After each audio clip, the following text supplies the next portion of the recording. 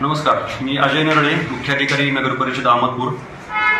सध्या पाणी टंचाई असल्यामुळे आणि शहरातील नागरिकांच्या काही तक्रारी आणि मागण्या असल्यामुळे आज एक निर्णय घेण्यात आलेला आहे। तो निर्णय असा आहे की ज्या नागरिकांची पूर्वीची थकबाकी आहे त्यापैकी 50% थकबाकी व किमान 5,000 रुपये नागरिकांनी भरावेत आणि डिपॉझिट भरून नळ कनेक्शन घेण्यात यावे। ज्या नवीन पाईपलाईन चालू केलेल्या आहेत नगर परिषदेमार्फत, तर त्या पाईपलाईनला पूर्ण कनेक्शन झाल्यानंतर नागरिकांचा पूर्ण पाण्याचा प्रश्न सुटणार आहे। तसेच नागरिकांना नगर परिषदेमार्फत आवाहन करण्यात येते की पाण्याचा जपून वापर करावा। जर शहरात कुठं पाण्याचे लिकेज असेल किंवा पाणी वाया जात असेल तर आपण नगर परिषद कर्मचाऱ्यांसोबत संपर्क करावा। धन्यवाद। नागरिकांना असंही आवाहन करण्यात येत आहे की नागरिकांच्या सोयीसाठी आपण सध्या 50% थकबाकी भरून घेत आहोत।